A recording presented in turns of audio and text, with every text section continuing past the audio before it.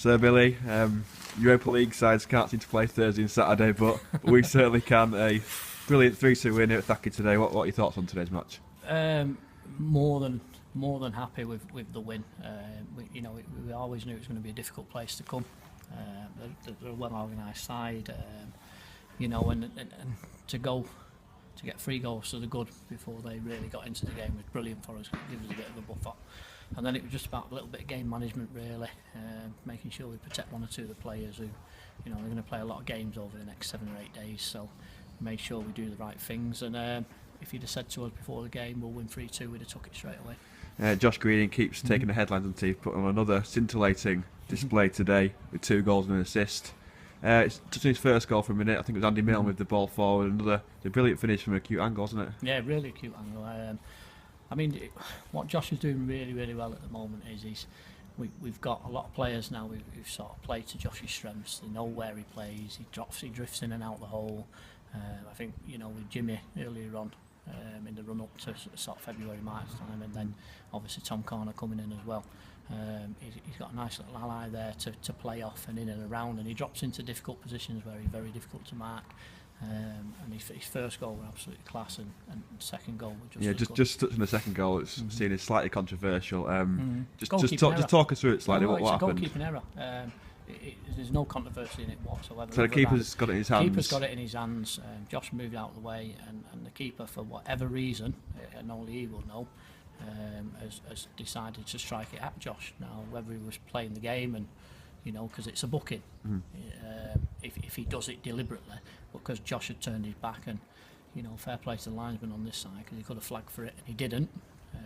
And then once it broke loose, Josh has got an unbelievable turn of pace. We know that as a team, so there's only ever going to be one outcome.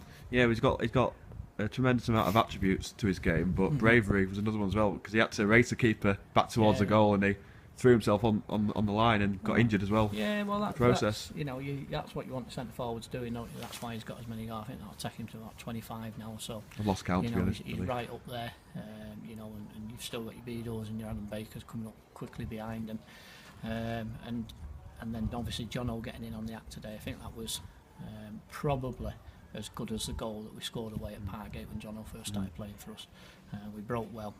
Great little bit of linked passing together, and then the little flick from Josh into his brother, and the finish was only ever going to be one outcome when he got in that position. It was great to see him celebrating with the fans as well, straight in amongst the owners and the travelling Taddy fans. When you think about what he's done in the game and how far he's been in the game, he's an absolute credit to the football club, because he's such a humble person. There's absolutely no ego. He's absolutely over the moon that he's playing here. He loves playing here. He loves being around the changing room, and he brings a lot to it. He's calm, he's collective. He's not a screamer and a shouter. He doesn't commentate through the game.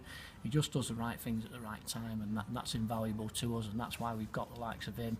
That's why we've got the likes of Matt Eve, Seb Carroll, Richard, who played on Thursday night for us. They are so important to us, because what they do is they bring a sense of calm to it, having been there and done it, and they just make sure that we keep everything in perspective. Looking at the second half, credit to Thackley, they gave it a good go, pulled two goals back and set up a nervy finish, but we held off well in the end, didn't we? Well, that's what it's about. It's about winning games at this moment in time.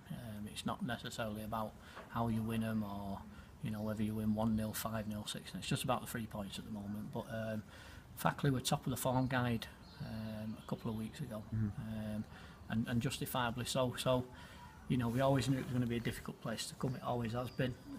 It's a local derby for us, so they're going to be up for it just as much as we're up for it. So we'll take the 3 points. We'll move on from here, and now our attention turns to Monday night and Pickering away. Yeah, there's not long to wait. Is a play Monday away at Pickering and Wednesday away at Mobley Main.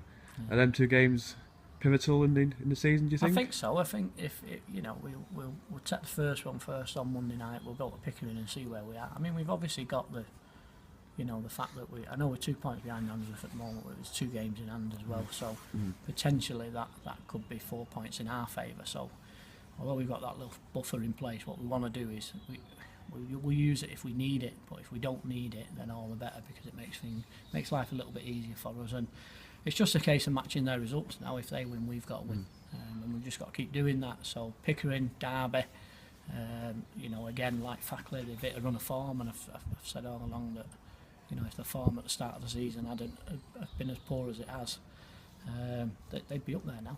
They'd be in amongst, certainly in about, you know, the top 6, and they've done well.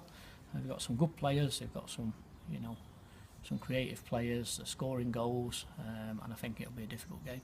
Just finally looking at the squad, Baker went off today. Was it? Poorly. Should you leave it at that? Poorly. Well, yeah, we better add. I won't tell you where he went, but he seemed to rush off the wrong side of the into pitch. the changing room. Yeah, we'll leave it there. I don't know. I mean, Adam's working with Greg now, and I think he's trying to pull a sick end for Right. this week. But Greg told him at half time there's no sick pay with the company. So yeah, we've had a bit of that this season, where, you know, things like that happen, and then obviously Tom was a little bit of a precaution. Yeah. Later on, Josh Greening, a little bit of a precaution because he took a knock during the goal. So we'd said if we get So the I think first he goal, took plenty of we'll get knocks throughout the game, didn't he? No, without a doubt, yeah. So they were just precautions. And Nick Black, Nick Black, it flexes at the moment, so fingers crossed he'll be. I don't think it'll be a long-term thing. It's just something that, if we take a chance on it and it goes, we'll lose him for the rest of the season. So we don't need to do that at this moment in time. You know, you look at the strength of the bench now with Seb and Jordan, who didn't even get on. So, you know, I'm sure certainly for Jordan there'll be some involvement over the next 2 games for definite. We've got to keep doing that. We've got to rotate the players and just make sure we get the best possible starting 11 in each of the games coming up, and then we'll go from there and we'll look at the next game from there. Big well done today, Billy. 6 games Thanks. to go. See you later. Thank you.